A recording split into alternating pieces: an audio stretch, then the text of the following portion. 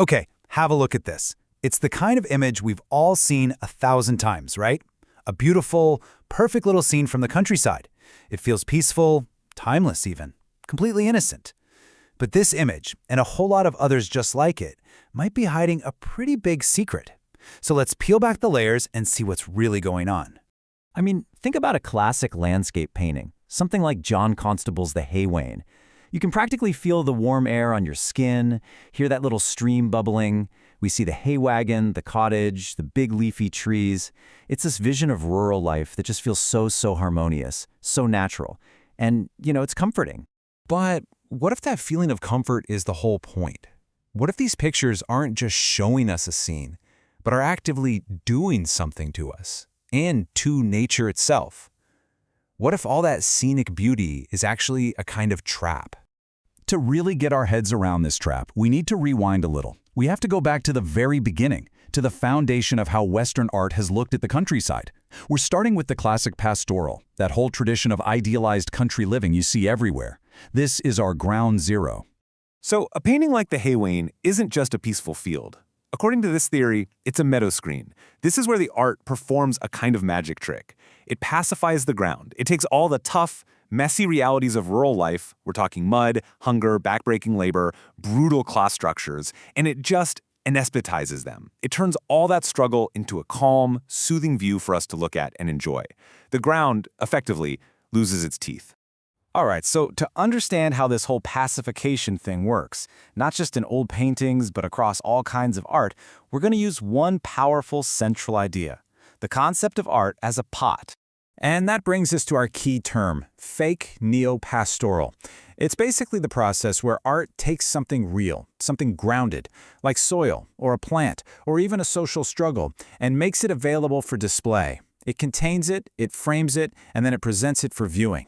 It's a lot like a gardener taking a wild plant and sticking it in a decorative pot. Now this is where it gets really interesting.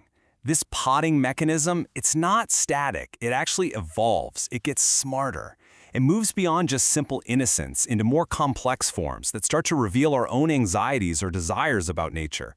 But the core function, that never changes. It's always about containment for our consumption. Let's see how this plays out. On the one hand, you have the classical pastoral, which hides all the tension. But then you get something like William Holman Hunt's painting, The Hireling Shepherd. Here the meadow is sweating.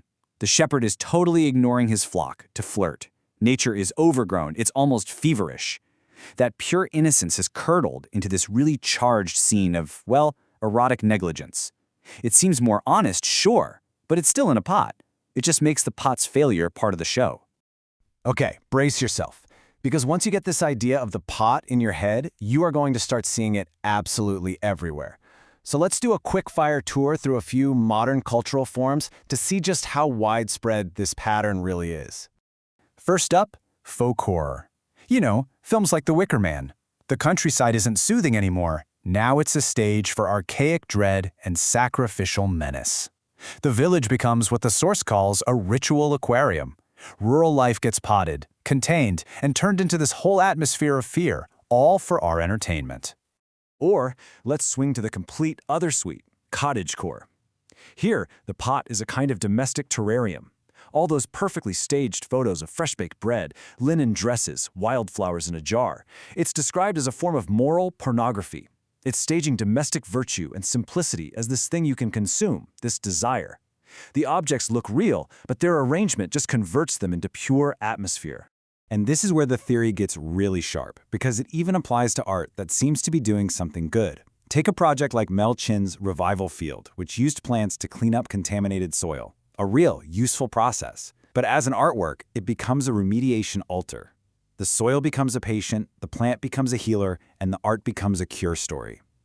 The display of healing is the very thing we consume. And this just shows how versatile this pot theory is. Agnes Dennis plants a real wheat field next to Wall Street, but it's instantly potted as a thesis field, an argument with roots. Mark Dion puts a decaying log in a museum, turning forest death into a log corpse classroom. Even political images can end up potting ethnic femininity, turning a real struggle into a consumable resistance flower.